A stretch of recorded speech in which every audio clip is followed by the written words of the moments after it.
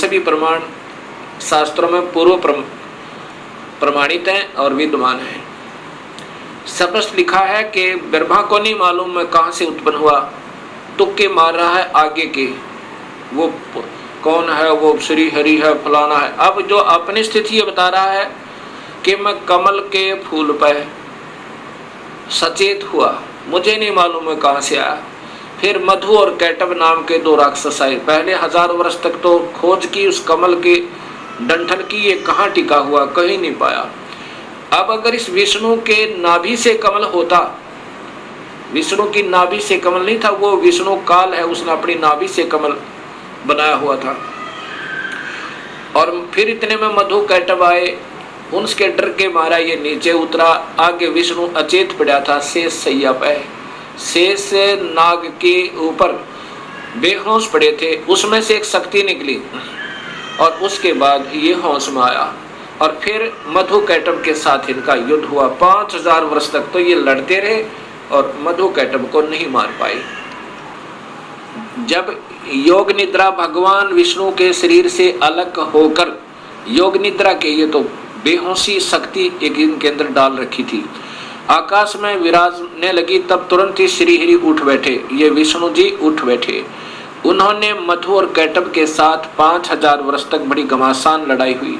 तब वे दैत्य मरे। कैसे मरे? पहले देवी के कटाक्ष से मधु और कैटब मोहित हो गए थे। उसके बाद भगवान विष्णु ने गोद में लिटाकर उन्हें प्राणों से रहित कर दिया। अब वहां पर मैं और भगवान विष्णु दो थे, वही रुद्र भी प्रकट हो गए। ये देख लो, वहीं ये रुद्र अर्थात ये त्रिलोकीय शिव भी आ गया। हम तीनों को भगवती अध्याशक्ति ने के दर्शन हुए।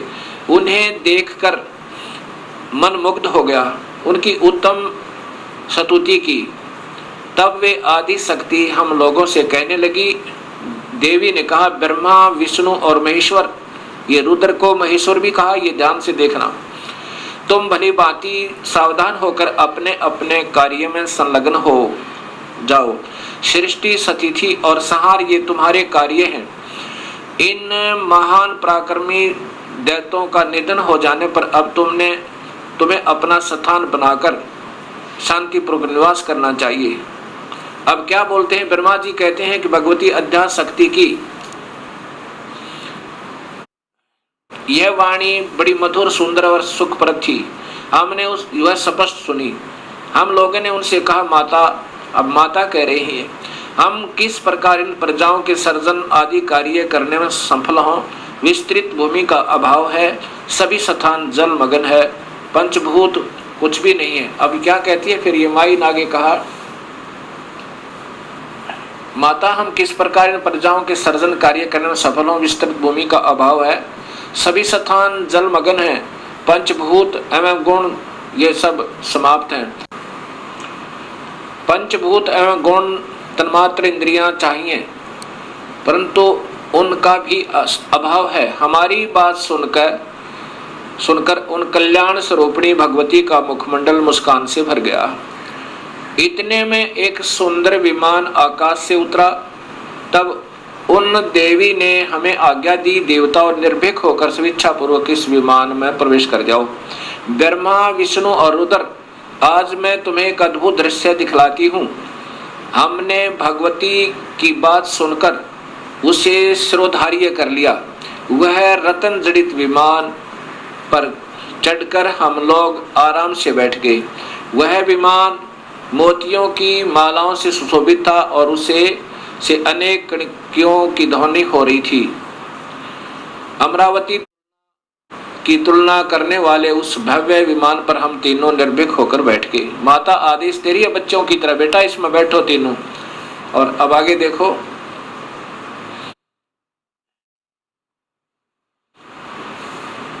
हम तीनों देवताओं को उस पर बैठे देखकर देवी ने हमसे सामर्थ्य से विमान को आकाश में, अपने सामर्थ्य से विमान को, अपनी शक्ति थे, इन देवताओं के बस की बात नहीं थी विमान को आगे चलाना।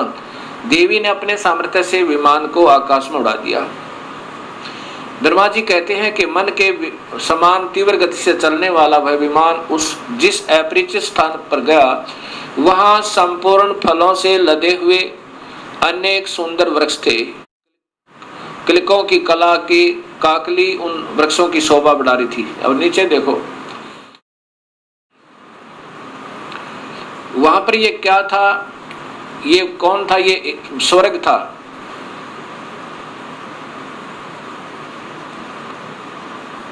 अक्षण भर के बाद वह दूसरे सुंदर प्रदेश में पहुंच गया। वहां हमने देखा अनुपम नंदन वन, पराजित सघन छाया। ये कौन थी, ये सैकड़ों अश्वराएं, यक्ष, गंधर्व आदि ये सब ये देखा। तो वहां महाभाग इंद्र भी थे। ये महास्वर्ग ब्रह्मलोक में काल ने एक और बना रखा है, उसको ये ओम नाम के जाप करने वाले योगी इस महास्वर्ग में पहुंच जाते हैं। इस देवी भागवत महापुराण को आगे समझने से पहले हमने इस ब्रह्मांड का चित्र देखना होगा। इसके बाद आपके तुरंत समझ में आएगा। ये एक ब्रह्मांड का चित्र आप देखिएगा। ये स्थान है ब्रह्मलोक। ये जो स्थान है ये ब्रह्मलोक कहलाता है। ये एक ब्रह्मांड है। पहले ये देखिएगा, इसमें यही काल तीन रूपों में रहता है। ये महाविष्णु रूप में, और ये महाशिव रूप में, और यहाँ महाब्रह्मा रूप में, और यहाँ पर ये शेरा वाली प्रकृति देवी भी रहती है। ये इसका भी एक कोने में अलग स्थान है इसी ब्रह्मलोक में। और यहीं पर एक स्वर्ग लोक बना रखा है, इंद्र का लोक, अलग इंद्र जो है इस स्थान पर सबसे पहले एक कोने में। ये बहुत लंबा चौड़ा है। और यहाँ पर ये काल, यहाँ पर आते हैं ये ब्रह्मा विष्णु महेश, और ये पहले ब्रह्मा लोक में आते हैं। पहले ब्रह्मा को देखता है, ब्रह्मा दूसरा नजर आता है, फिर इधर फिर विष्णु के लोक में आते हैं, फिर माया के पास आते हैं। ये अभी देवी भागवत महापुराण आपको आगे सिद्ध करेगी। असीम कृपा प्रभु की हुई है भक्तात्माओं अपने ऊपर कि ये शास्त्रों में छुपी हुई सच्चाई समाज के सामने आ रही है, और इसी की तलाश करके योगी जन वेदों का अध्ययन कर कर मर गए, क्योंकि उनको सूक्ष्म वेद का ज्ञान नहीं था। और सूक्ष्म वेद के ज्ञान बिना ये बात समझ में नहीं आ सकती। ये स्वयं कबीर परमेश्वर ने ही स्वयं आकर अपनी वाणी, साधारण वाणी के द्वारा सरल भाषा में इस वेदों का भी और गीता जी का एक सत्य ज्ञान दिया था। लेकिन वो साधारण भाषा होने के कारण हम उसको यकीन नहीं कर पाए उन पर। अब इंद्र महास्वर्ग से आगे, यानी इंद्र के लोक से आगे ब्रह्मलोक की तरफ प्रस्थान किया। इतने में हमारा विमान तेजी से चल पड़ा और दिव्य धाम ब्रह्मलोक में जा पहुंचा। संपूर्ण देवता उस नगर के सामने मस्तक झुकाया करते थे। वहां एक दूसरे ब्रह्मा विराजमान थे। वहां एक दूसरे ब्रह्मा विराजमान थे। उन्हें देखकर भगवान शंकर और विष्णु को बड़ा आश्चर्य हुआ। अब यहां देखना है कि दूसरा ब्रह्मा भी विराजमान थे वहां पर, और ये दास सिद्ध करना चाहता है आपको कि वो कौन है, आगे देखिएगा। इतने में मन के समान तीव्र गति से वह विमान तुरंत वहां से चल पड़ा और कैलाश के सुर में शिखर पर पहुंचा। वहां क्या देखा कि हमने विमान के पहुंचते एक भव्य भवन से त्रिनेत्र धारी भगवान शंकर निकले। एक शंकर और निकला। वे नंदी वृषभ पर बैठे थे। उनके 5 मुख थे और 10 भुजाएं थी। मस्तक पर चंद्रमा आदि थे। उसके बाद आगे देखो,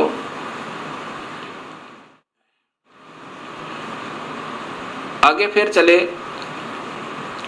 अक्षण भर के बाद वही विमान उस शिखर से विपौन के समान तेज चाल से उड़ा और बैकुंठ लोक में पहुंचा। उसी ब्रह्म लोक में एक विष्णु लोक बना रखा काल ने। ये देखो नीचे कि वहां पर कमल लोचन श्री हरि विराजमान थे। कमल लोचन श्री हरि विराजमान थे, अर्थात एक विष्णु और वहां पर था। अब ये तीनों देवता विमान में बैठे हुए जा रहे हैं और दूर से देख रहे हैं। एक ब्रह्मा और है, एक विष्णु और है, एक शिव और है। उसके बाद कहते हैं कि ब्रह्मा जी बता रहे हैं कि हमारा विमान बहुत तेज गति से चला और कहाँ पहुंचा, जहां पर एक बहुत सुंदर औरत बैठी थी और उसको देख करके हमने सोचा कि ये कौन है, ये देवी कौन है।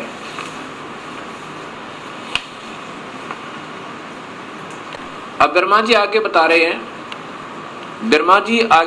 कि इतने में पवन से बातें करता हुआ वह विमान तुरंत उड़ गया। आगे अमृत के समान मीठे जल वाला समुद्र मिला। उसमें फिर आगे चलिए, उसमें एक मनोहर द्वीप था और वहां पर नीचे यहां देखिएगा एक मंगलमय मनोहर पलंग बिछा था। उस पलंग में सुंदर रत्न जड़े थे और वहां कौन थे, ये देखिए नीचे, उस पे एक औरत बैठी थी। वह ऐसी प्रभावपूर्ण देवी थी मानो करोड़ों बिजलियां एक साथ चमक रही हो। अत्यंत सुंदर मुख था, लाल लाल दांत और करोड़ों लक्ष्मियों से भी अधिक वह सुंदर थी। अब वैसी सुंदरी स्त्री को मैंने कभी नहीं देखा था। पास में अनेकों साधक बैठकर हरियम इस मंत्र का जाप कर रहे थे। अब ये मंत्र हैं जो हम देते हैं, ये वास्तव में 5 मंत्र हैं अलग से, यहां देखना। उसके हजारों नेत्र, हजारों हाथ, हजारों मुख आदि आदि। हम आपस में कहने लगे यह सुंदरी कौन है। हम आपस में वही ठहरे रहे और आपस में कहने लगे कि यह सुंदरी कौन है, इसका क्या नाम है। हम इसके विषय में बिल्कुल अनभिज्ञ हैं। अपनी माँ के बारे में भी तीनों देवताओं को नहीं मालूम। दूर से देखने पर भी कितनी सुंदर प्रतीत हो रही है, यहां देखना आगे। फिर तब भगवान विष्णु ने, ये देखो, नारद यों संदेहग्रस्त होकर, हम लोग वहां रुके रहे, विमान से उतर गए। तब भगवान विष्णु ने उस चारों सिहिनी भगवती को देखकर विवेक पूर्वक निश्चय कर लिया कि ये भगवती जगदम्बिका है, वो प्रकृति है, ये हमारी माँ है। तब उन्होंने कहा कि ये ही भगवती हम सबकी आदि कारण अर्थात माता है। महाविद्या और महामाया इन्हीं के नाम है। ये पूर्ण प्रकृति है, ये देख लो, यह प्रकृति इनकी ब्रह्मा विष्णु महेश की माँ है। और यहाँ स्वयं बताते हैं, ये भगवान विष्णु कह रहे हैं कि मैंने जब देखा था मैं छोटा सा था, प्रलय वर्ण में मुझे दर्शन हुए थे इस देवी के, उस समय मैं छोटा सा था। ये वही संपूर्ण संसार की कारण है, ये वही देवंगना है जिनके पर्यावरण में अर्थात जो पानी ही पानी था मुझे दर्शन हुए थे। उस समय मैं बालक रूप में था। विष्णु जी कह रहे हैं मैं बालक रूप में था। ये वही देवी भागवत महापुराण गीता प्रेस गोरखपुर से प्रकाशित है। भक्तात्मा, अभी तक हमारे अधूरे गुरु, जब हम उनसे प्रश्न किया करते थे कि ब्रह्मा विष्णु महेश के माता पिता कौन है, वो कहा करते ये तो अजर हैं, अमर हैं, इनके कोई माता पिता नहीं है, ये तो अजन्मा है। और ये स्वयं देवी भागवत महापुराण में स्वीकार करते हैं कि हम तो जन्म मरण में हैं। मैं ब्रह्मा विष्णु और रुद्र, हम तो जन्म मरण में हैं, तुम ही नित्य हो, तुम ही अविनाशी हो, हम अविनाशी नहीं है। अब देखिएगा आपके सामने तीसरा स्कंद ही चल रहा है, यहां ये चल रहा है तीसरा स्कंद। अब ये पढ़ते पढ़ते हमारे यहाँ पर तुम शुद्ध स्वरूपा हो, यह संसार तुम्हारे से ही उत्सित हो रहा है। मैं ब्रह्मा और शंकर, विष्णु स्वयं कह रहा है, मैं ब्रह्मा और शंकर हम सभी तुम्हारी कृपा से विद्यमान हैं।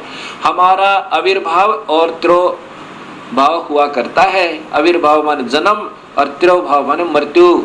हम तो मृत्यु और जन्म में हैं, ये ध्यान से देखो।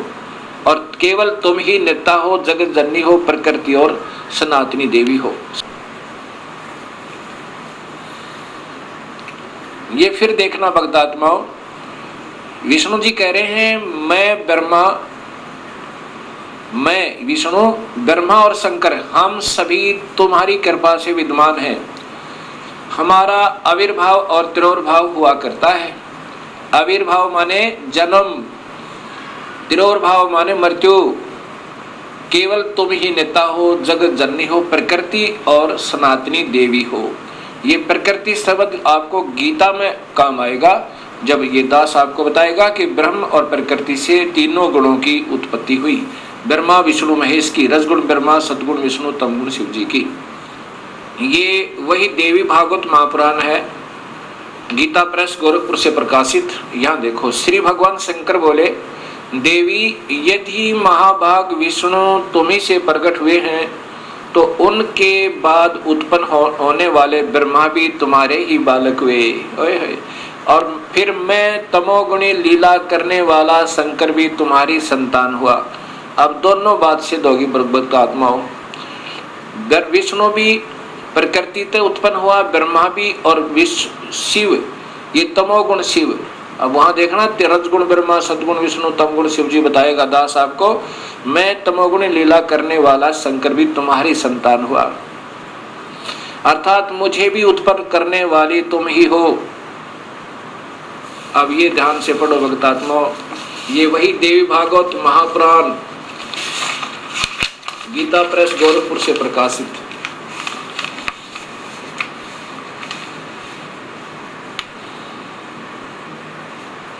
संपादक हनुमान प्रसाद पोदार, चिमन लाल गोस्वामी।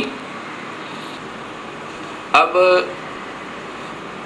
आपके सामने ये स्पष्ट हुआ कि ये प्रकृति देवी और ये ब्रह्म काल, इनसे ब्रह्मा विष्णु और शिव की उत्पत्ति हुई। और जिनको हम अजर और अमर कहा करते थे वो हमारे ही शास्त्रों में प्रमाणित है कि ये अनित्य है, ये तो नाशवान और जन्म और मरण के अंदर है।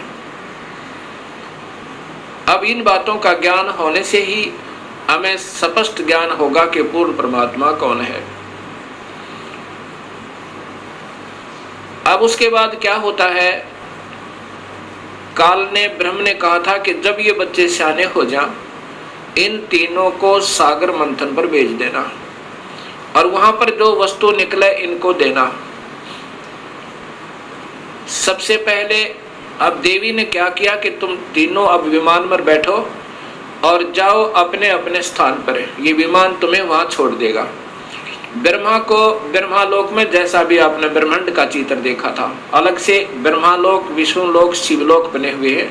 इस ब्रह्मांड में ये पहले ही रचित है और इनको ऐसे ही एक बहुत लंबे चौड़े समुद्र पर, जल के समुद्र पर वहां अपनी शक्ति से रखा हुआ था।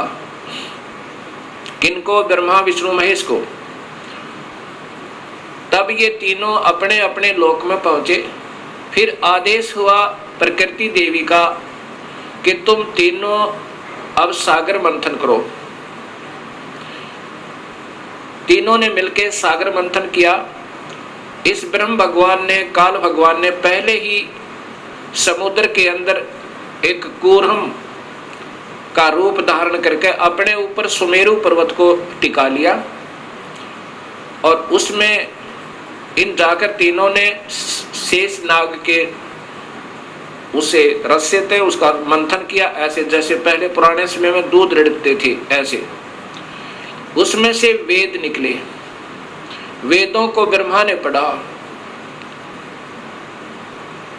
और वेदों में पाया कि पूर्ण परमात्मा कोई और है जिसने सृष्टि रची हुई है, वही जग का करता है, उसकी उपासना करनी चाहिए, वो आकार में है। उससे पहले ये तीनों बालक अपनी माँ से पूछा करते थे कि माँ हमारा पिता कौन है। तब ये प्रकृति देवी कहा करती थी कि तुम्हारा कोई पिता नहीं, कोई तुम्हारी माँ नहीं, मैं ही तुम्हारा पिता और मैं ही तुम्हारी माँ हूं। क्योंकि काल भगवान ने ब्रह्म ने उस महाब्रह्मा महाविष्णु महाशिव रूप में रहने वाले उस गुप्त काल ने प्रकृति देवी को सख्त आदेश दिए थे कि मेरा भेद मत बताना, और बता भी देगी तो मैं किसी भी योग विधि से किसी वेद विधि से नहीं प्राप्त हो सकता। मैं किसी को आकार रूप में कभी दर्शन नहीं दूंगा, अपने वास्तविक स्वरूप में कभी दर्शन नहीं दूंगा, अर्थात मेरे लोक में ये कोई नहीं आ सकता। तो प्रकृति देवी इसलिए कहा करती थी कि बेटा तुम्हारा कोई बाप नहीं, कोई माँ नहीं, मैं ही तुम्हारा पिता, मैं ही तुम्हारी माँ हूं। जब ब्रह्मा ने पढ़ा कि वेदों में लिखा है कि परमात्मा कोई और है, सृष्टि रचनहार, और उसको पाया जा सकता है ओम नाम के जापते, ऐसा उसने सोचा कि ओम का नाम लिखा है और ध्यान लगाऊंगा, मेडिटेशन को अधिक करूंगा, प्रभु प्राप्ति होगी। तब ब्रह्मा ने कहा कि माँ आप कहा करती थी कि हमारा कोई पिता नहीं, वेदों में लिखा है कि परमात्मा आकार में है और वही पूर्ण परमात्मा ही सारी सृष्टि का रचनहार है। उसके पाने का ओ मंत्र भी लिखा है, यही मंत्र है जो उसको पाने का ऐसा ही होगा। ऐसा विचार करके ब्रह्मा ने कहा कि मैं पिता के दर्शन करूंगा। माई ने कहा कि बेटा वो तुम्हें कभी दर्शन नहीं देगा तुम्हारा पिता। ब्रह्मा ने कहा कि माँ अब आपकी बातों पर विश्वास नहीं होता, मैं पिता की तलाश करूंगा, अर्थात परमेश्वर को ढूंढूंगा। माई ने कहा कि यदि तुम्हें पिता नहीं मिला तो क्या करेगा? ब्रह्मा ने कहा कि मैं फिर वापस नहीं आऊंगा, दर्शन नहीं दूंगा आपको।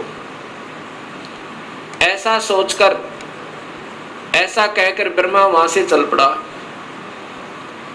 एकांत स्थान पर जाकर 4 युग तक मेडिटेशन किया, ध्यान किया, ओम नाम का जाप किया। प्रभु प्राप्ति नहीं हुई। अब शर्मिंदा वापस नहीं आ रहा है। तब आकाशवाणी काल ने की प्रकृति देवी को कि सृष्टि प्रारंभ करो, जीवों की उत्पत्ति करो। तब प्रकृति देवी ने कहा कि तेरा जेठा बेटा, ज्येष्ठ पुत्र ब्रह्मा आपकी तलाश में हट करके गया हुआ है। तब निरंजन ने कहा कि मैं कभी किसी को किसी भी वेद विधि वर्णित विधि से कोई दर्शन नहीं दूंगा, मेरी प्राप्ति नहीं हो सकती, उसको वापस बुलाओ। तब प्रकृति देवी ने अपनी शब्द शक्ति से एक लड़की उत्पन्न की, उसका नाम गायत्री रखा और कहा बेटी जा ब्रह्मा को समाधि से उठा कर ला, उसको कहना कि तेरे बिना सृष्टि रचना अधूरी है और आप वापस चलिए। अब वो गायत्री देवी जब वहां पहुंची ब्रह्मा के पास, ब्रह्मा के चरण छुए, ब्रह्मा का ध्यान भंग हुआ। तब उसने देखा कि सामने एक लड़की खड़ी है। ब्रह्मा गुस्से में आकर कहता है कि तूने मेरा तप भंग कर दिया, तू कौन पापचारिणी आ गई, मैं तुझे श्राप देता हूं। तब उस गायत्री ने कहा कि पहले मेरी बात सुन लो और फिर मेरा दोष हो तो मुझे श्राप देना।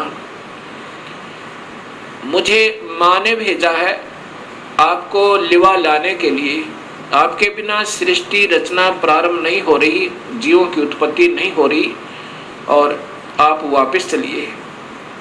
तब ब्रह्मा जी ने कहा कि गायत्री कैसे चलूं मैं माँ के पास, मुझे शर्म लगती है, पिता के दर्शन हुए नहीं और मैं कहकर आया था कि माँ यदि पिता के दर्शन नहीं हुए तो मैं वापस नहीं आऊंगा, दर्शन नहीं दूंगा। ब्रह्मा ने कहा गायत्री से कि यदि तू मेरी झूठी गवाही देवे तो मैं चलूं कि पिता के दर्शन अर्थात प्रभु की प्राप्ति हो गई। गायत्री ने कहा कि एक और गवाह तैयार करते हैं। गायत्री ने अपनी शब्द शक्ति से एक और लड़की उत्पन्न की, उसका नाम पहपवती रखा। दोनों ने ब्रह्मा की झूठी गवाही देने की स्वीकृति दे दी। तीनों के तीनों माता के पास, प्रकृति देवी के पास आ गए। प्रकृति देवी ने पूछा कि ब्रह्मा तुझे पिता के दर्शन हुए? ब्रह्मा ने कहा हाँ माँ, मुझे पिता के दर्शन हुए। तो देवी ने पूछा कैसे प्रमाणित हुआ है? ब्रह्मा ने कहा कि इन दोनों से पूछ लो, इनके सामने मुझे दर्शन देकर के पिताजी गए हैं। तब उन दोनों से पूछा, प्रकृति देवी ने, गायत्री और पहुपति ने स्वीकृति दी और कहा कि हाँ, हमारे सामने ब्रह्मा को दर्शन दिए, पिता ने दर्शन दिए। बड़ा तेजो में शरीर था, ऐसे तुक्के मारे। तब प्रकृति देवी के मन में ये आया कि ये काल दोगला है, ये ब्रह्म तो दोगली बात कर रहा है। मेरे को कहता है मैं कभी किसी को दर्शन नहीं दूंगा, मैं कभी व्यक्त रूप में प्रकट नहीं होऊंगा और गुप्त रूप में सर्व कार्य करता रहूंगा, और इनको दर्शन दे दिए। ऐसा सोचकर अक्षुब्ध होकर, नाराज होकर दूर जा बैठी और कहती है कि मैं नहीं तेरे इस कार्य को कर सकती, संभाल अपने डमडमे ने। मुझे कुछ कहता है और इनको दर्शन दे दिए हैं। तब आकाशवाणी काल भगवान ने क्षर पुरुष ने की कि प्रकृति देवी ये झूठ बोल रहे हैं, मैंने कोई दर्शन नहीं दिया। तब वो करड़ी होकर, गुस्से में होकर और आई और कहा कि नादानो, तुम झूठ बोल रहे हो, आकाशवाणी हुई है परमात्मा की। वो कहता है कि मैंने कोई दर्शन नहीं दिए। तब वो हंसने लगे और ब्रह्मा ने कहा कि माँ, मुझे शर्म आ रही थी आपके पास आने में, क्योंकि पिता के दर्शन हुए नहीं थे और मैं उस समय ये कहकर गया था कि मैं आऊंगा नहीं यदि पिता के दर्शन नहीं हुए तो, इसलिए हमने ये झूठ बोलने की स्कीम बनाई। तब प्रकृति देवी ने, इस शेरा वाली दुर्गा ने तीनों को श्राप दे दिया, ब्रह्मा तेरी पूजा जग में नहीं होगी और तेरे ही वेदों के पढ़ने वाले तेरे वंशज तेरे ही तरह सच्चाई नहीं कहा करेंगे। विद्वान जो हो जाएंगे उनको सही ज्ञान तो होगा नहीं, लेकिन झूठ बोलने पर तुले रहा करेंगे और सत्य ज्ञान होते हुए भी वो ज्ञान प्रचार करते रहेंगे और दुनिया को गुमराह किया करेंगे। पर उसको गायत्री को श्राप दिया कि तू गाय बनेगी, तेरे कई पति होंगे जैसे सांड, और पहुपति को श्राप दिया कि तू गंदी स्थान पर उत्पन्न होने वाली जड़ी बूटी बनेगी। जब तीनों को श्राप प्रकृति दे चुकी, तब काल भगवान ने आकाशवाणी की, उस प्रकृति देवी को ही सुनाई दी वो, कि तूने ये अच्छा नहीं किया दुर्गा, इनको श्राप नहीं देना था, तू संविधान को अपने हाथ में नहीं ले सकती, ये सब मेरा कार्य है, अब मैं तुझे श्राप देता हूँ, तू भी द्वापर युग में द्रौपदी बनकर जाएगी, तेरे 5 पति होंगे। ऐसा श्राप पाकर के प्रकृति कहने लगी, निरंजन तेरे वश होगी, मैं अपने पिता से, अपने मूल मालिक से बिछुड़ गई, अब तू कुछ भी नाच नचा दे, यदि मैं इन बच्चों को नहीं डांटूंगी, नहीं धमकाऊंगी तो ये कैसे कार्य सुचारू करेंगे, और मैंने इनको थोड़ा सा सजा दी तो तूने मुझे सजा दे दी, ठीक है नचा ले, नाच जैसे तू नचाना चाहता है।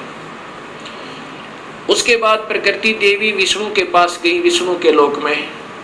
विष्णु से कहा कि बेटा तू भी अपने पिता की खोज कर ले, कहीं फिर बाद में समाधि लगाकर बैठो और सृष्टि रचना में भंग होवे। विष्णु जी अपने पिता ज्योति निरंजन काल भगवान की तलाश में चल पड़े। कहाँ पहुंचे? शेष नाग के लोक में पहुंचे, और शेष नाग ने जब देखा कि तेरी जुरिडिक्शन में यहाँ सबने अपनी अपनी सीमाएं बांट रखी हैं, कुत्ते ने अपनी बांट रखी है, राजाओं ने अपनी बांट रखी है, भैंसे ने अपनी बांट रखी है, कि जो भी उस सीमा में आ जाए उसके साथ लड़ मरे, कट जाए, और 2 दिन के मेहमान से भी। ऐसे ही शेष नाग ने जब देखा कि तेरी जुरिडिक्शन में, तेरे राज्य की सीमा में ये कौन बेधड़क व्यक्ति आ रहा है, इसको कोई डर नहीं तेरा, ऐसे ही अपने 1000 फनों से शेष नाग ने बहुत जोर से फुंकारा छोड़ा, विष्णु को भयभीत और सतर्क करने के लिए कि सावधान हो जा, तू कैसे निर्भीक होकर आ रहा है। ऐसे उस जहर का फुंकारा जैसे स्प्रे पेंट होया करे, ऐसे विष्णु जी का शरीर काला बन गया, जैसे धुंध हो जाकर उसके अंदर विष्णु छुप गया। उस शेष नाग के विष के फवारे तय विष्णु जी का शरीर विग्रह काला हो गया, सांवला हो गया। जब विष्णु जी ने देखा कि इस नादान कीड़े ने, इस नादान सर्प ने ये क्या जुल्म किया, मैंने इसका क्या बिगाड़ा था, मैंने तो इसको कुछ कहा भी नहीं था, इसने ऐसे मेरा स्वरूप बिगाड़ दिया, अब इसको ठीक करता हूँ, इसको गढ़ता हूँ। ऐसा सोचकर उस नाग को समाप्त करने के लिए विष्णु आगे बढ़ने लगा। उसी समय आकाशवाणी हुई ज्योति निरंजन की, काल की, कि विष्णु अब इसको कुछ मत कहे शेष नाग को, अगर ऐसे तुम लड़ने मरने लगे तो सृष्टि कैसे प्रारंभ होगी। अब इसको कुछ मत कहे, द्वापर युग में ये काली देह में हो जाएगा, जन्म लेगा, इसका अवतार होगा और तय उस समय कृष्ण बनकर जाएगा, उस समय इससे अपना बदला ले लेना। अब तू वापस जा और अपनी माँ को स्पष्ट बता दे, झूठ मत बोलना, मैं कभी किसी को दर्शन नहीं दूंगा और ना ही मेरे कोई दर्शन कर सकता, किसी भी वेदों वर्णित विधि से, यज्ञ से, तप से, जप से नहीं कर सकता। यदि झूठ बोलेगा तो तेरा हाल भी ब्रह्मा जैसा हो जाएगा, वापस जा। ऐसी आकाशवाणी सुनकर विष्णु जी वापस चल पड़े, माँ के पास आए। माता ने पूछा, क्यों पुत्र, पिता के दर्शन हुए? विष्णु जी ने कहा, नहीं माँ, मुझे दर्शन नहीं हुए। इस बात को सुनकर ये जगदम्बिका दुर्गा बड़ी प्रसन्न हुई और विष्णु को सीने से लगाया और कहा, पुत्र तू सत्यवादी होगा और तुझे मैं यहाँ पालन पोषण और स्थिति का विभाग देती हूँ और अब मैं तुझे अपनी कृपा से तेरे पिता के दर्शन कराती हूँ। देख शरीर में ध्यान लगाकर और पहुँच जा सहस्रार कमल में।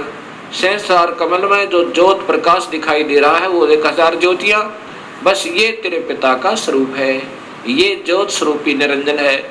ऐसे इन सबको बहका रखा है।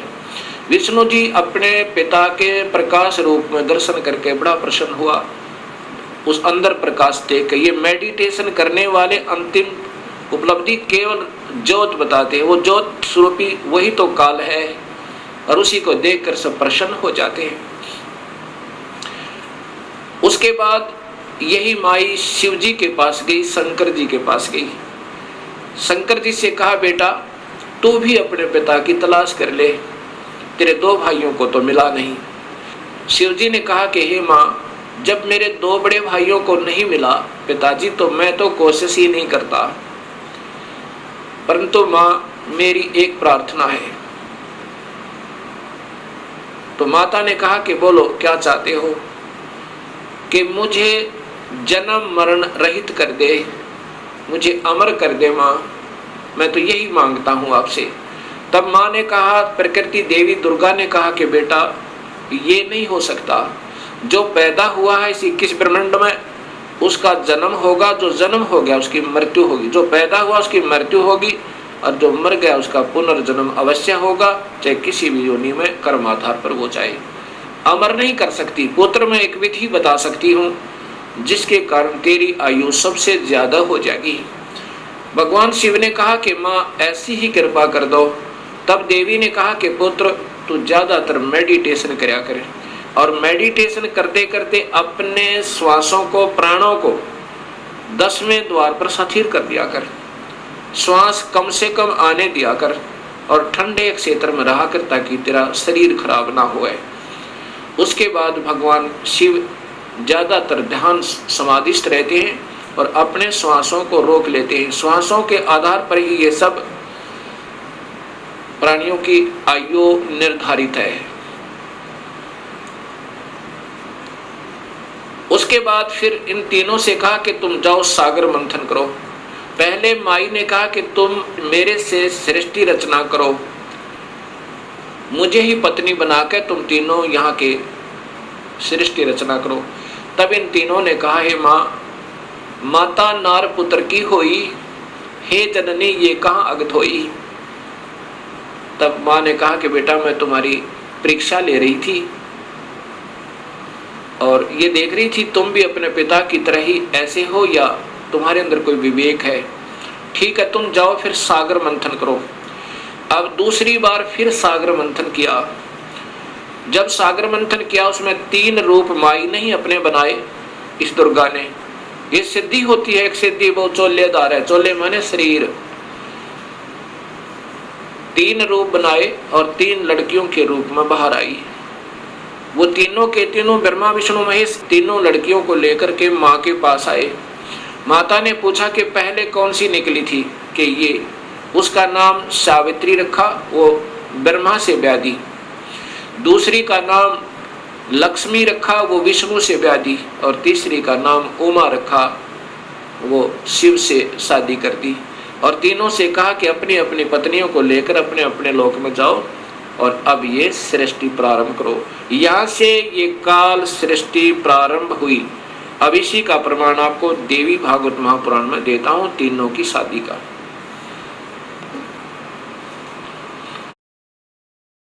श्रीमद् देवी भागवत महापुराण केवल हिंदी, गीता प्रेस गोरखपुर से प्रकाशित, और इसी का वही 3रा स्कंद चल रहा है। इसमें देखिएगा यहाँ पर, इस प्रकार मुझसे आज्ञा देकर प्रसन्न वदना भगवती जगदम्बा ने भगवान विष्णु से कहा, विष्णु मन को मुग्ध करने वाली इस महालक्ष्मी को लेकर अब तुम भी पधारो। महालक्ष्मी से ब्याह कर दिया। यह सदा तुम्हारे वक्षस्थल में विराजमान रहेगी, इसमें किंचित मात्र संदेह नहीं। और फिर बताया कि तुम सतोगुण हो, तुम एक महान पुरुष हो, तुम्हारे पास सतोगुण की प्रधानता रहनी चाहिए, तुम अर्थात तुम सतोगुण हो। अब फिर आगे देखिए, ब्रह्मा जी कहते हैं, देवी ने कहा, शंकर मन को मुग्ध करने वाली महाकाली गौरी नाम से विख्यात ये उमा है, तुम इसे पत्नी रूप से स्वीकार करो। तीनों का ब्याह कर दिया। कैलाश की रचना करके वहीं रहो। एक यहाँ नकली कैलाश और बना रखा है इस शिवलोक में। तुम्हारी लीला में तमोगुण की प्रधानता रहेगी, सतोगुण रजगुण गौण रहेंगे, ये गुप्त रहेंगे, वास्तव में तुम तमोगुण है। अच्छा, फिर आगे देखना, यहाँ फिर कहा है, ब्रह्मा जी बोले, कहते हैं कि इस प्रकार कहकर भगवती जगदम्बिका ने हमें विदा कर दिया। उन्होंने शुद्ध आचार वाली शक्तियों में से भगवान विष्णु के लिए माँ लक्ष्मी को, शंकर के लिए महाकाली को, मेरे लिए महासरस्वती अर्थात सावित्री को पत्नी बनाने की आज्ञा दे दी। अब तीनों का ब्याह कर दिया। दूसरे स्थानों पर हम तीनों की पुरुष रूप से प्रतिष्ठा हुई। ये फिर हम भगवान बन गए 3 लोक के। अब ये ऐसे काल सृष्टि प्रारंभ हुई। अब इसी का प्रमाण आपको गीता जी में देता हूं। गीता जी के अंदर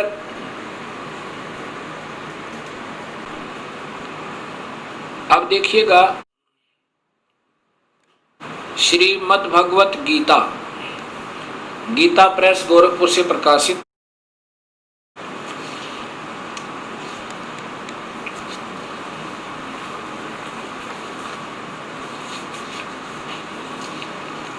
इसके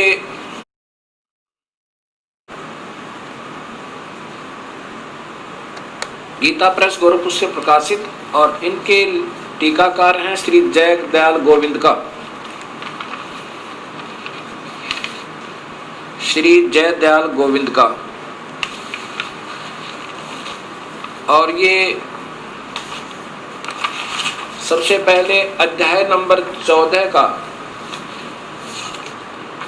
प्रथम श्लोक सुनिए, इन्हीं की भाषा में। वैसे तो इन महापुरुषों को विशेष ज्ञान नहीं था, कोशिश की इन्होंने सरलार्थ करने की ढंग से, परंतु सूक्ष्म वेद का ज्ञान न होने से अधूरा पुधूरा ही किया। फिर भी जहां तक इनकी बुद्धि काम की, उन्हीं के आधार पर बताता हूं कि ज्ञानों में भी अति उस उत्तम परम ज्ञान को फिर कहूंगा, जिसको जानकर सब मुनिजन संसार से परम तर्क मुक्त होकर परम सिद्धि को प्राप्त हो गए। कि अब ये ज्ञान समझ में आ गया ना कि काल कौन है। अब ये ब्रह्म भगवान स्वयं ही कह रहा है कि अब वो उत्तम ज्ञान तुझे फिर बताऊं अर्जुन, जिसको समझ गए और फिर मेरे जालते सब निकलने की चेष्टा कर जाते हैं, करते हैं, वो निकल जाते हैं। अध्याय नंबर 14 गीता जी के अथ चतुर्दशोध्याय। अब इसका अर्थ है कि ज्ञानों में अति उत्तम ज्ञान,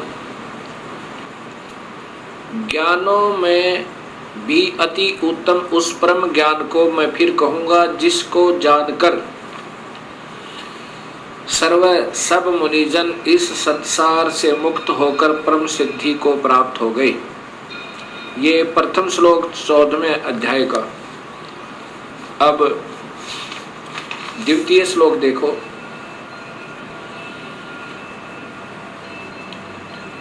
इस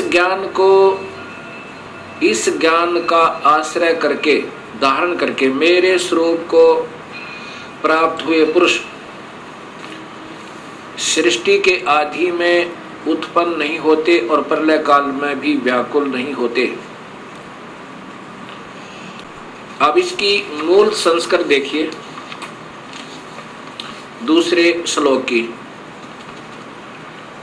ये इन टीकाकारों ने स्वयं ज्ञान न होने से उलझ पुलझ कर देते हैं।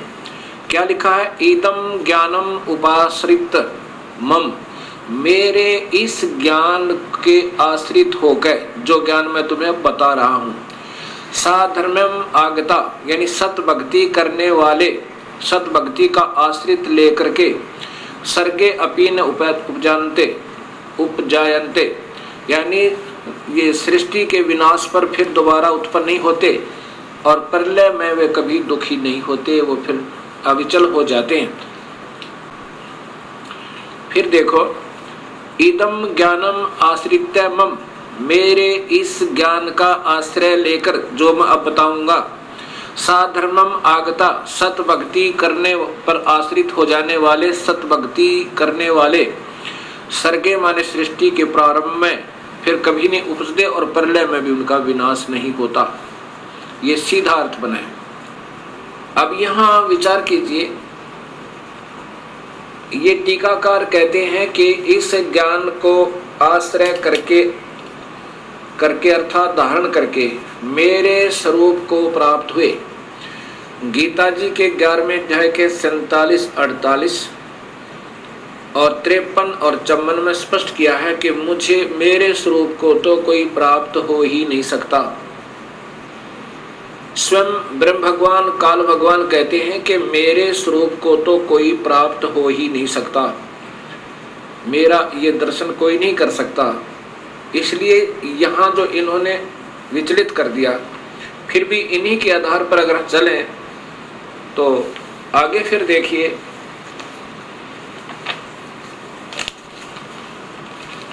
ये 14वें अध्याय का 3, 4 और 5वां श्लोक स्पष्ट करता है ब्रह्मा विष्णु महेश की उत्पत्ति और काल और प्रकृति से सृष्टि की उत्पत्ति। ये 3रा श्लोक है। मम योनि महत ब्रह्म तस्मिन् गर्भम ददामि अहम संभव सर्वभूतानां ततः भवति भारत। ये देखो, हे अर्जुन, मेरी महत प्रकृति तो भूत, सर्वभूतों यानी प्राणियों की योनि अर्थात गर्भास्थान है। मैं उस योनि में चेतन समुदाय गर्भ को स्थापन करता हूँ। ततः उसके संयोग से, जड़ चेतन जी आप लिख रहे हैं, उसके संयोग से सब प्राणियों की उत्पत्ति होती है। भूतानाम मन प्राणियों की। अब 4था श्लोक देखो। हे अर्जुन, नाना प्रकार की सब योनियों में जितने मूर्तियां अर्थात शरीरधारी प्राणी उत्पन्न होते हैं, ये प्रकृति,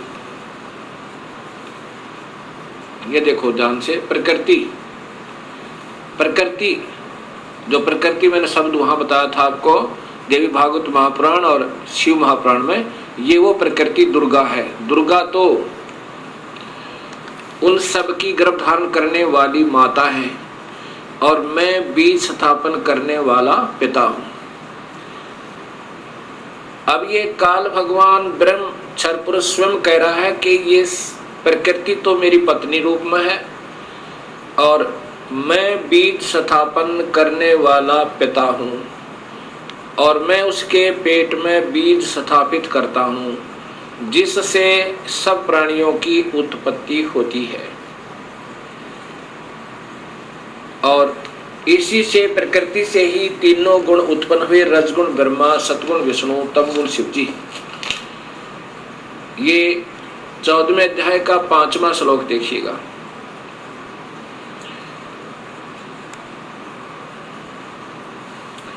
हे अर्जुन,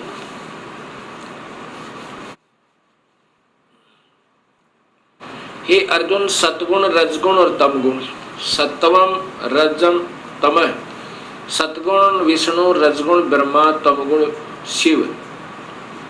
सतगुण विष्णु, रजगुण ब्रह्मा और तमगुण शिव, ये प्रकृति से उत्पन्न, शेरा वाली से उत्पन्न, या स्पष्ट प्रकृति लिखा है हिंदी में भी, प्रकृति संभवा संस्कृत में, प्रकृति से उत्पन्न गुण, तीनों गुण अविनाशी जीव आत्मा को शरीर में फंसा कर रखते हैं, शरीर में बांधते हैं, अर्थात यही इन प्राणियों को बांधने की, कर्म उलझाने के मुख्य कारण है।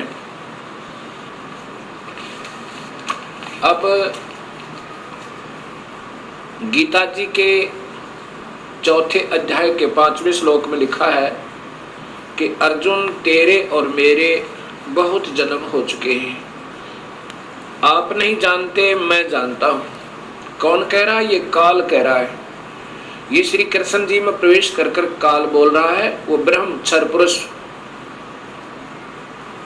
अब यही गीता जी के अध्याय नंबर 3 के श्लोक नंबर 14 में प्रमाण है कि ब्रह्म पूर्ण परमात्मा से, अविनाशी परमात्मा से ब्रह्म की उत्पत्ति हुई।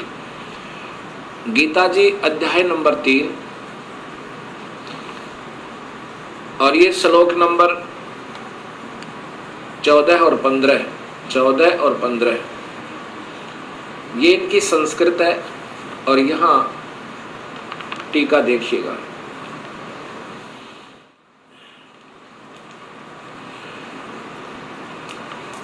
यहां से प्रारंभ होता है।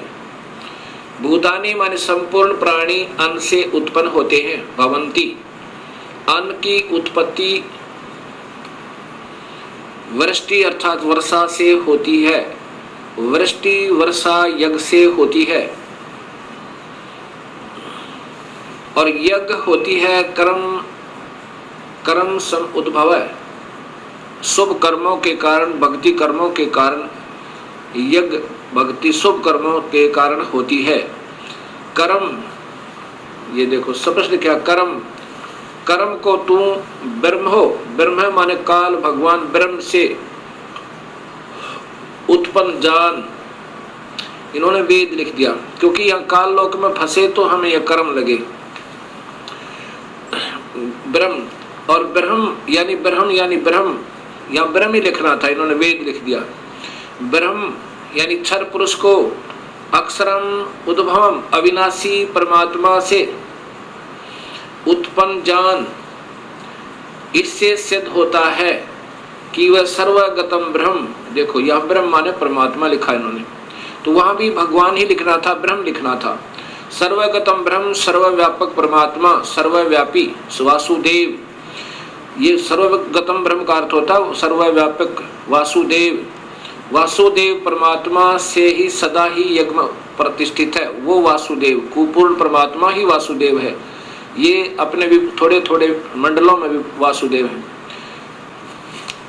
गीता जी के अध्याय नंबर 3 के श्लोक नंबर 14-15 से दो बातें सिद्ध हुई। एक तो ये हुई कि काल की उत्पत्ति भी पूर्ण परमात्मा से हुई, ब्रह्म की उत्पत्ति क्षर पुरुष की। और दूसरी ये हुई कि वो सर्वगतम ब्रह्म, सर्वगतम का अर्थ होता है वासुदेव, सर्वव्यापक परमात्मा, सदा ही यज्ञों में प्रतिष्ठित है, अर्थात उसी के निमित्त सभी शुभ कर्म किए जाने चाहिए। उन्हीं को हर धार्मिक कर्म में आगे रखना चाहिए, उसी पूर्ण परमात्मा की ही पूजा करनी चाहिए, जिससे हमारे धार्मिक कर्म सफल हों। जैसे यदि वृक्ष की जड़ में पानी डालेंगे तो वो पौधा स्वस्थ होगा और बढ़ेगा, प्रफुल्लित होगा, अन्यथा नहीं होगा। अब ब्रह्म पूर्ण परमात्मा से उत्पन्न हुआ, इसका अन्य उदाहरण वेद देगा। अब वेदों में बताते हैं आपको सृष्टि रचना। अब पूर्ण परमात्मा से ब्रह्म अर्थात क्षर पुरुष की उत्पत्ति। अब अथर्ववेद कांड नंबर 4 अनुवाक नंबर 1 में आपको दृष्टिगोचर होगी, अभी दिखाते हैं।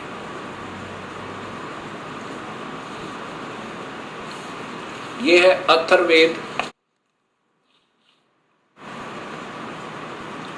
संहिता, सरल हिंदी भावार्थ सहित, कांड नंबर 1 से 10।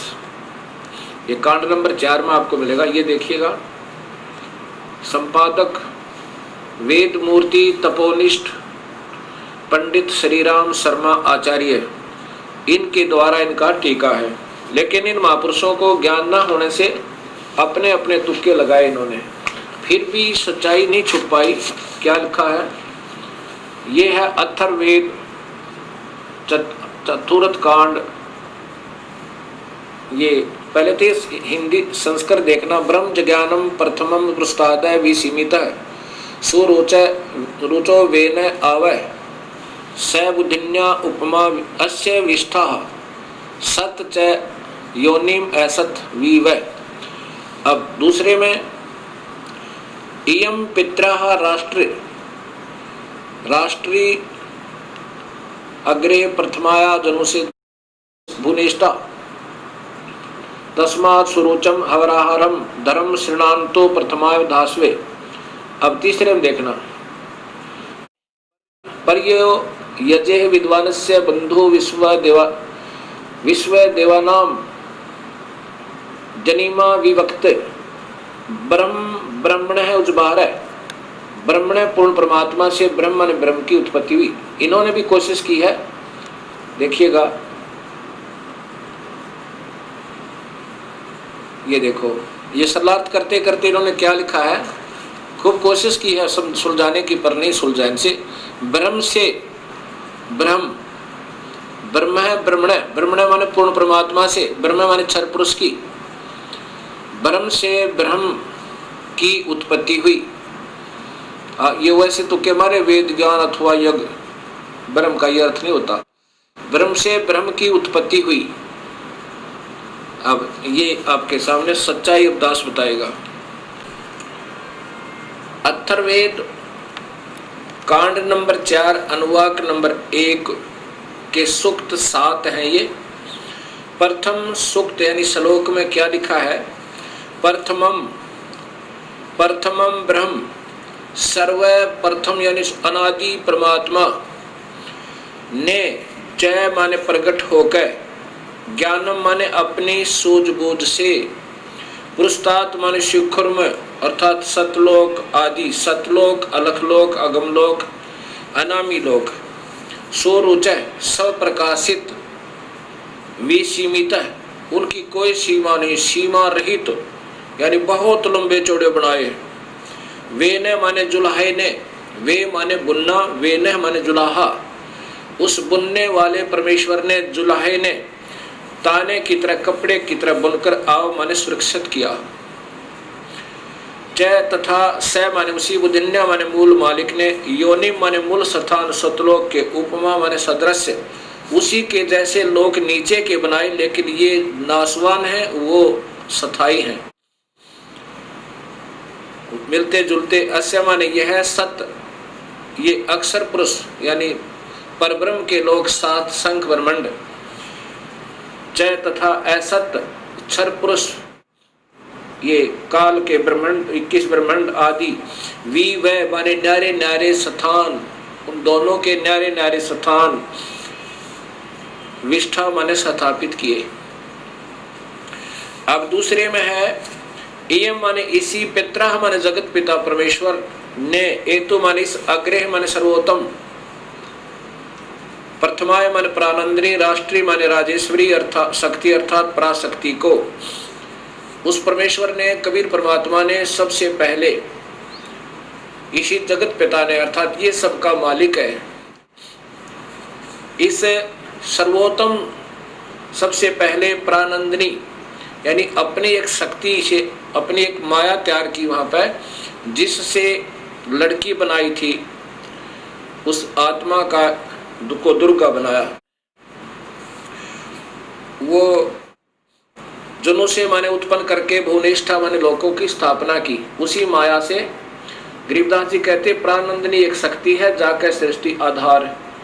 कबीर परमात्मा ने एक प्रानंदनी शक्ति अर्थात पराशक्ति, राजेश्वरी शक्ति, पराशक्ति को उत्पन्न करके और फिर सब लोगों को उसके आधार से स्थापित किया हुआ है। तस्मा माने उसी परमेश्वर ने स्वरोचय अपनी सब इच्छा से, एतम माने इस प्रथमाया माने पराशक्ति के द्वारा आरंभ एक दूसरे के वियोग को रोके रखने अर्थात आकर्षण शक्ति से के शरणांतु कभी न समाप्त होने वाले धर्म माने स्वभाव से दास्य माने रोका हुआ है। अब श्लोक नंबर 3 में पर माने सर्वप्रथम देवाना मान देवताओं व ब्रह्मांडों के जजे माने उत्पत्ति के ज्ञान को, विद्वान से माने जिज्ञासु भगत के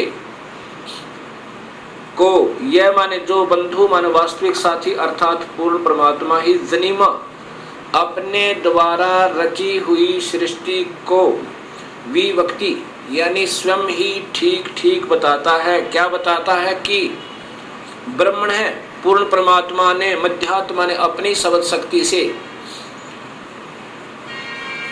ब्रह्म माने क्षर पुरुष अर्थात काल को उजभार माने उत्पन्न करके, विश्वा माने सारे संसार को अर्थात सर्वलोकों को, ऊंचा है नीचे है, ऊंचा तो सतलोक अलखलोक अगमलोक अनामी लोक और नीचे ये परब्रह्म और ब्रह्म के सर्व ब्रह्मांड सवधा अपनी धारण करने वाली अभिमान आकर्षण शक्ति से परतस्थो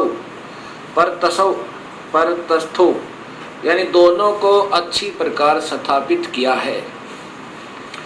अब चौथे श्लोक में लिखा है कि स माने उसी सर्वशक्तिमान परमात्मा ने ही माने निसंदेह, दिव्य माने ऊपर के चारों लोक, सतलोक अलखलोक अगमलोक अनामी लोक अर्थात अकय लोक आदि ये लोग तो दिव्य गुणों युक्त लोकों को रत सथा माने बिल्कुल अविनाशी तौर पर अजर अमर रूप में से स्थिर किए करके, सह माने उन्हीं के सम्मान पृथ्व्या माने ये पृथ्वी वाले लोग, परब्रह्म और ब्रह्म के ये सभी लोग पृथ्वी लोग कहलाते हैं। ये नासवान हैं और ऊपर के अविनाशी हैं। इनको न्यारे न्यारे बना करके स्थापित किया। अब 5वें श्लोक में है कि स माने उसी बुद्धिन्यात मूल मालिक से अभी अग्रम सर्वप्रथम स्थान पर आश्रय माने ये माया अष्टंगी दुर्गा प्रकृति उत्पन्न, प्रकृति देवी जुनू से माने उत्पन्न हुई, उसी परमात्मा से इस प्रकृति देवी की उत्पत्ति हुई। कबीर परमात्मा ने यानी पूर्ण ब्रह्म ने उस जो सबसे पहले स्वीकृति दी थी जिस आत्मा ने इस काल के साथ आने की, उसको एक लड़की बनाया था, दुर्गा बनाया था, अध्या माया बनाया था, प्रकृति देवी। तो यहाँ बता रहे हैं कि स माने उसी बुद्धिनाथ मूल मालिक से अभी अग्रम माने सर्वप्रथम स्थान पर आश्रय माने अष्टंगी दुर्गा प्रकृति देवी जनु से माने उत्पन्न हुई। तस्य माने यही सम्राट माने राजाधिराज, बृहस्पति माने जगत गुरु, देवता परमेश्वर, यत माने जिससे, अह माने सबका वियोग हुआ है, ये वही परमात्मा है हम जिससे बिछुड़कर आए हुए हैं। अतः माने इसके बाद ज्योतिष माने ज्योत स्वरूप निरंजन अर्थात काल के शुक्रम माने बीज से वीर्य से जनिष्ठ माने उत्पन्न होकर विप्रा माने ये सभी भक्त आत्माएं वी माने अलग से अलग अलग धूमंतु धूमंत का अर्थ है मनुष्य और स्वर्ग लोक में इस लोक में पाताल लोक में आदि स्वर्ग लोक आदि में वसंतो माने निवास करने लगी। और यही गीता जी के 14वें अध्याय का 3-4 श्लोक बताता 5वां श्लोक बताता है कि मैं तो सभी प्राणियों का पिता हूँ और मैं इस प्रकृति देवी के पेट में गर्भ में बीज स्थापन कर देता हूँ जिससे सभी प्राणियों की उत्पत्ति होती है। और यही ये अथर्ववेद बता रहा है कि पहले तो हम उस परमात्मा से बिछड़े पूर्ण परमात्मा से और उससे वियोग होने के बाद फिर इस काल के और प्रकृति के संयोग तक हम ये न्यारे न्यारे रहने लगे, बस यहाँ अपना अलग शरीर बना। अब 6वां श्लोक बताता है कि पूर्व माने पहले वाले, नूनम माने निसंदेह, तत्व माने वह पूर्ण परमेश्वर ही, अस्य माने इस, काव्य माने शास्त्र अनुकूल साधक को, काव्य माने शास्त्र अनुकूल साधक को जो विधिवत साध करता है को, वापिस मह माने सर्वशक्तिमान, देवस्य माने परमेश्वर के, पूर्वस्य माने पहले के, धाम माने लोक अर्थात सतलोक में हिनोती भेज देता है।